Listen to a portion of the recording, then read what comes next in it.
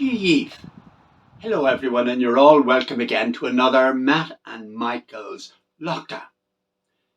It's getting colder and the evenings are darker. There's a real touch of winter closing in.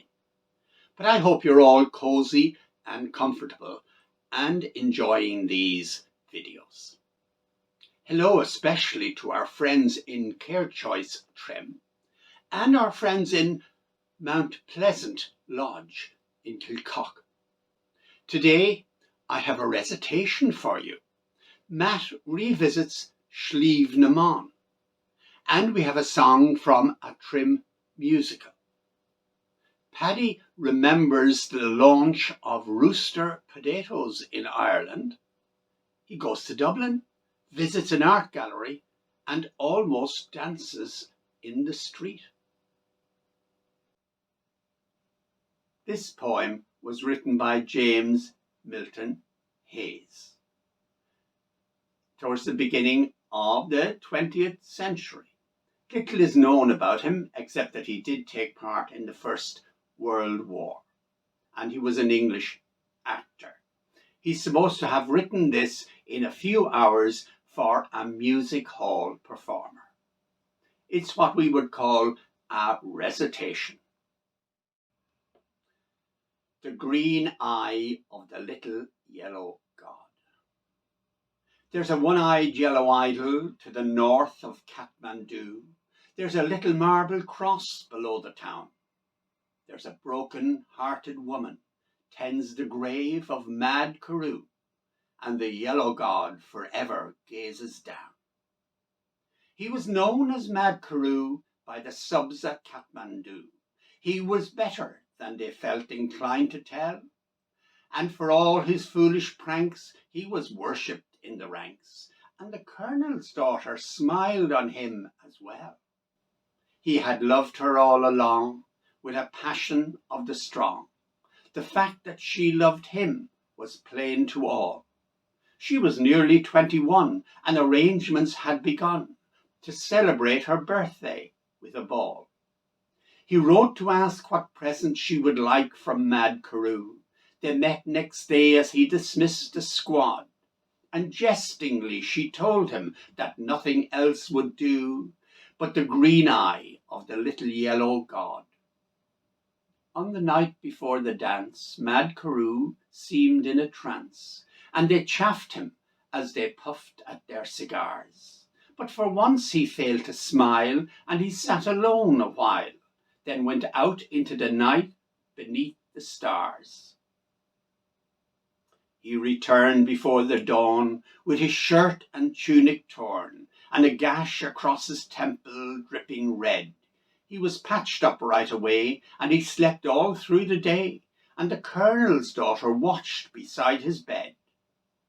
He woke at last and asked if they could send his tunic through. She brought it, and he thanked her with a nod. He bade her search the pocket, saying, "That's from Mad Carew," and she found the little green eye of the god. She upbraided poor Carew in the way that women do, though both her eyes were strangely hot and wet. But she wouldn't take the stone, and Mad Carew was left alone with the jewel that he chanced his life to get. When the ball was at its height, on that still and tropic night, she thought of him and hurried to his room. As she crossed the barrack square, she could hear the dreamy air of a waltz tune softly stealing through the gloom.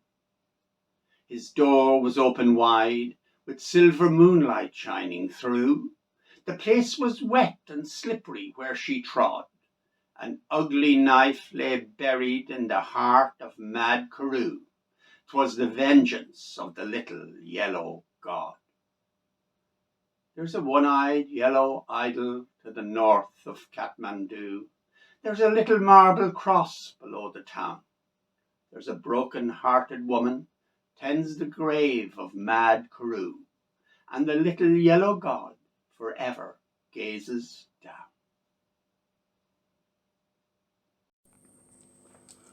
Hello again, everybody. hope you're all good.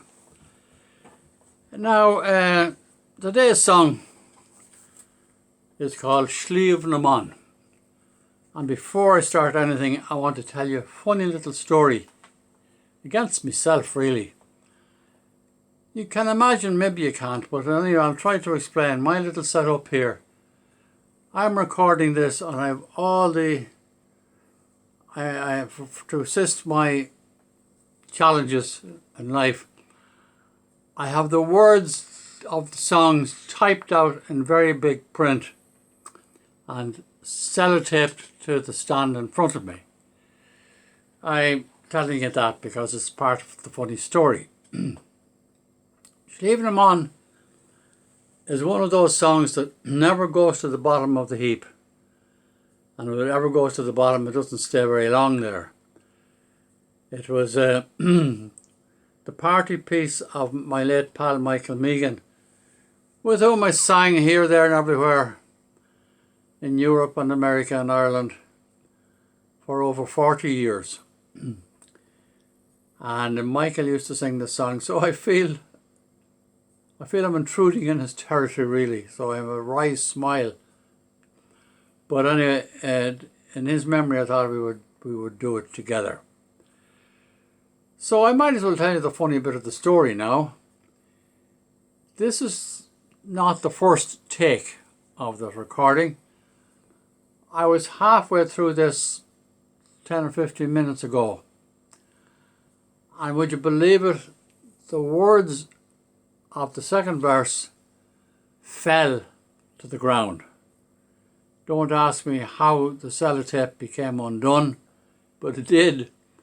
And the words fell to the ground, and I can hear and see Michael Megan laughing around the place, rolling around the place with laughter before what happened. And I'd say the devil, he set that up, he did that wherever the hell he is. But now, Michael, leave the words alone this time. And maybe I'll get through it, in spite of you.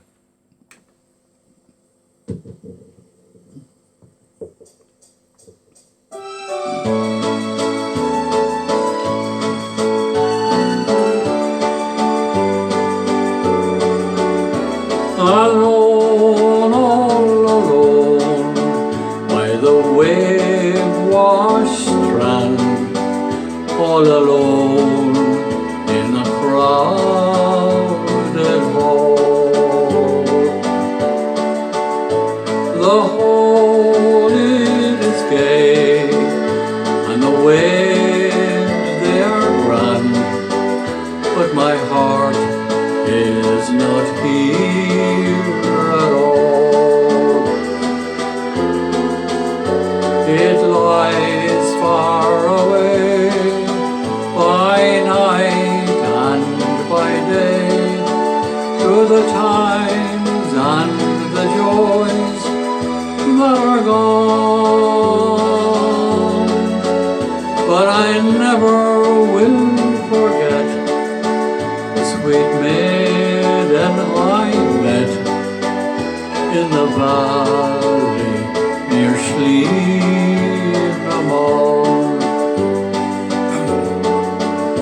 Oh, it was not the grace of our queenly hair, nor her cheeks of roses glow,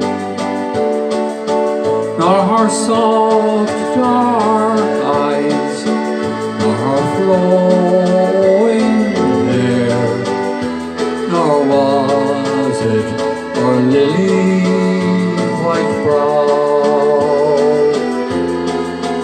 Was the soul of truth and of melting youth, and the smile like a summer's dawn that stole my heart away one summer's day in the valley near Slievenamon.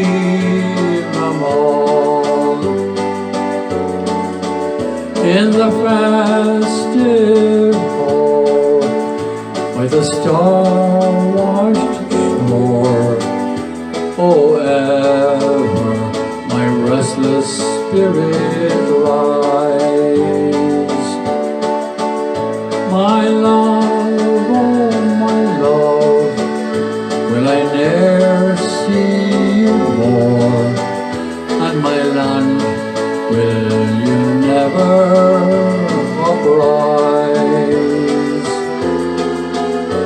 By night and by day, I ever pray, while only my life grows on, to see our flag unfurled and my true love to enfold in the valley near Slievenamon. In the valley near Slievenamon.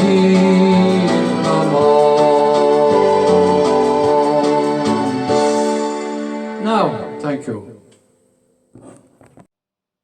This poem of mine is called Retiring Teacher, and it's based on a memory of old days in primary schools when we spent a lot of time copying out headlines from the big blackboard, and the headlines often were wise sayings. Shannocha.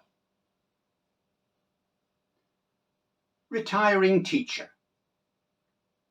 His penmanship a legend across 2 parishes. He dipped his split nib in ceramic inkwell and copied wisdom in cursive handwriting, headlining each stale proverb with precision. Perfect loops embellished routine phrases. Steep ascenders flattered prose platitudes. His flourishes conceived a perfect universe of joined-up letters and rococo capitals. Now his nibs scratch and tarnish white sheets. Wayward scribbles, ignoring blue and red, dip and rise at random, crossing rule lines at awkward angles. So he prefers to type in Comic Sans, Arial, or Times New Roman. The script is lucid, but the meaning problematic. The uneven rhythm and ambiguous phrase challenging. His confidence in cursive scripts and handed-down cognition all rubbed out. But remnants of old sayings ghost his blackboards, and typing from class memories, he transcribes a stitch in time saves too many cooks. To err is human when in Rome. All good things, there is no place. Hello again, it's me with more entries from my September diary. Tuesday the 7th of September, Mary and I watched the soccer, Ireland and Serbia, a 1-1 draw. Things have started going sour over the past week, so much so that this draw was hailed as a win, and we didn't find that strange.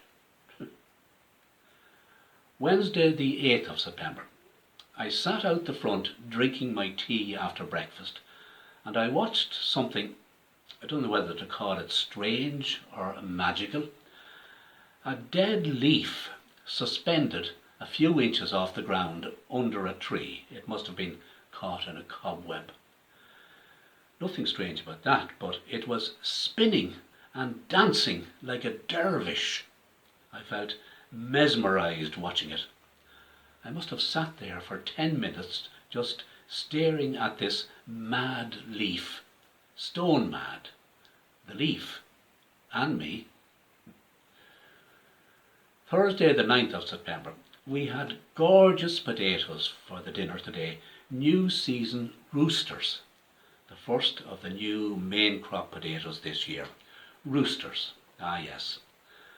I remember I was at the official launch of this new variety of potatoes, I looked it up in Wikipedia, and this was in 1991, bred by a legendary figure in the Irish plant breeding world, Harry Keogh, from the Teagasc Research Centre in Oak Park, Carlow.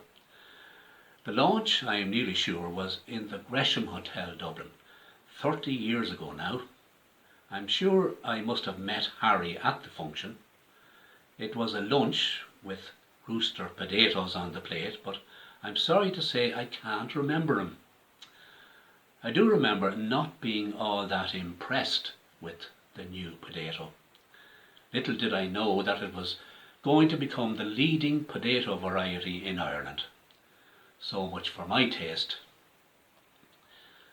Friday the 10th of September, up to Dublin for Mary's monthly infusion. I dropped her at the hospital and parked on my usual street in the yellow zone. There was a suggestion of autumn in the trees on Mountjoy Square, showing some small changes of colour. It was a nice day, so I walked to the art gallery on Parnell Square, the Hugh Lane or Dublin City Gallery, and I spent, I suppose, half an hour pottering around, but I found it very tiring. I used to visit this gallery frequently at lunchtimes throughout the 90s, when the Indo offices were on Middle Abbey Street, and today I remembered a lot of the same pictures on display, but often in different locations in the building. There was one painting I particularly remember, a Negro woman topless. This latter point is relevant because as a Cub Scout leader in the 1980s, I and the leader of the Friday Cubs, we were the Saturday Cubs, brought the whole lot of them on an outing to Dublin. There would have been about 40 or 50 Cubs altogether, with half a dozen extra adults as well. And we included a visit to the gallery.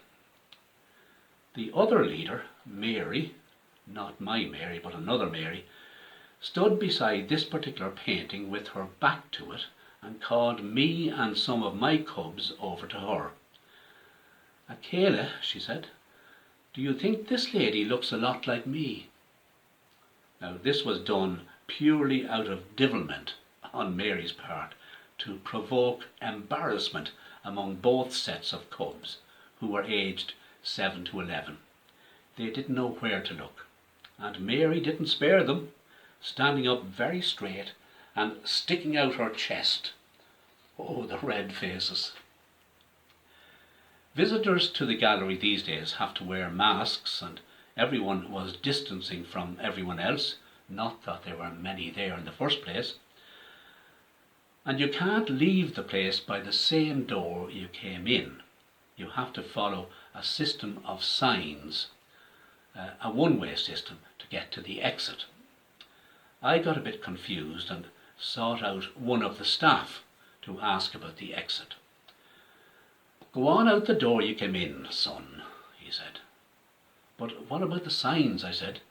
"Ah, never mind them things," he said. "Don't worry, son, I won't say a thing." "Okay, Daddy." On the way back to the car, I came across a memorial to the Miami Show Band, unveiled in 2007 at the top of Parnell Square. The memorial is fittingly called "Let's Dance." It's to the memory of the 3 lads in the band who were murdered in 1975 by the UVF with the help of British Army personnel. For the record, let's remember their names and say their names. Brian McCoy, Tony Geraghty, Fran O'Toole. The memorial is a sculpture and it's at the top of Parnell Square. The sculptor is Redmond Herity, and one of the features is a set of footprints on the path to mark out dance steps. I stood there for a while just thinking that I probably danced to the Miami Show Band in my day, and Today I looked up and down the street and there was nobody watching, so I walked in these footsteps. Walked, but in my own head I was dancing. A slow waltz, just for old time's sake.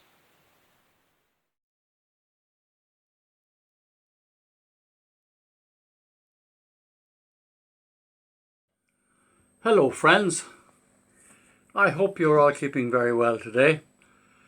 I spent some time thinking about a nice sing-along song, and I came across one that I know I've done before several months ago, but Michael and I have met some new friends since that.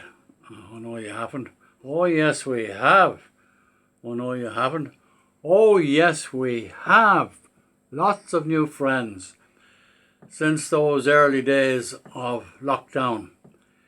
And here's a song that's called My Bonnie Lies Over the Ocean. And there's a great chorus in it, everybody knows it. And here I will get my buttons right, get my ducks in a row here. Which things might work.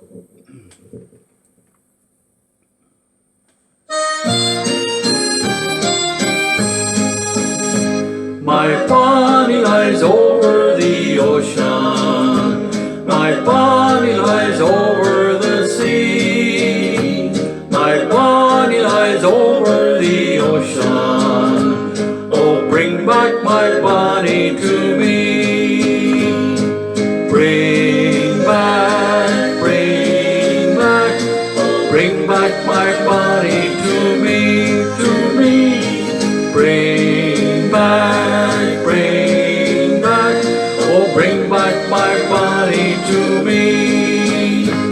Last night as I lay on my pillow, last night as I lay on my bed, last night as I lay on my pillow, I dreamt that my Bonnie had fled. Bring back, oh bring back, oh bring back my Bonnie to me, to me. Bring back, oh bring back my Bonnie to me.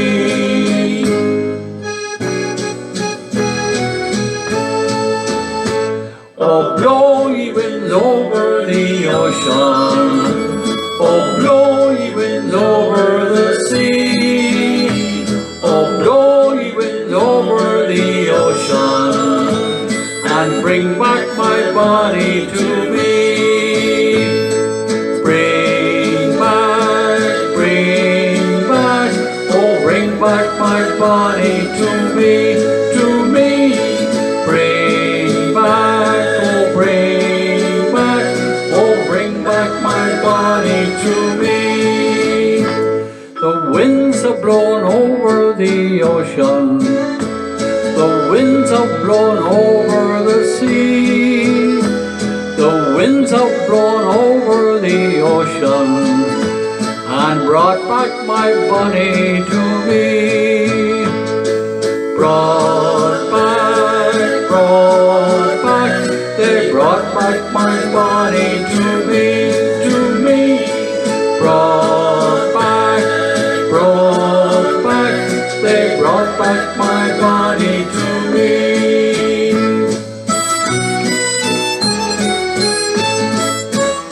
Shinawil, thank you. Thank you, Matt. And we finish this week with a song from a Trim Musical Society production of Sweet Charity in, I think, 2008. And we have Helen McHugh singing If My Friends Could See Me Now.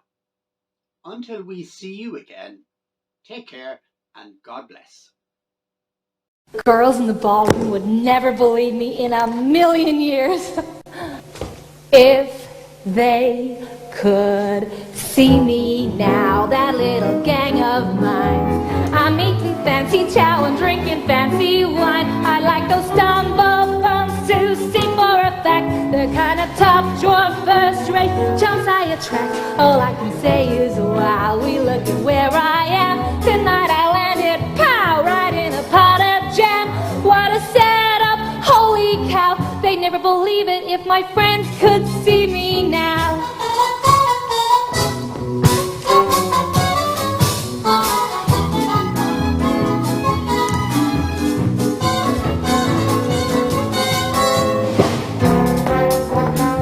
They'd never believe it. They'd never believe it. Oh! I used this in my first movie, $1 Million Lips. What a beautiful black thing. It's a hat. Eccola. Wait, there's more. Eccola.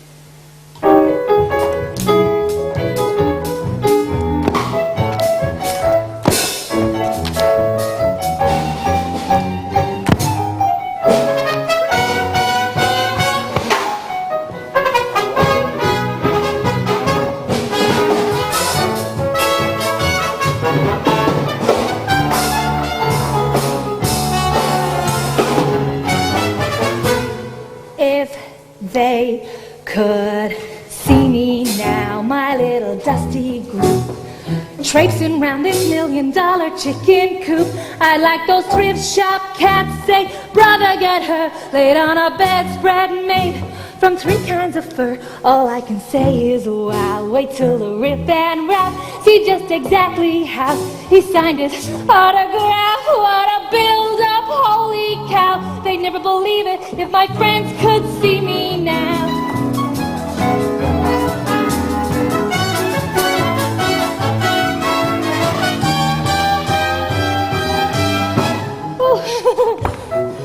Sealy Posturpedic.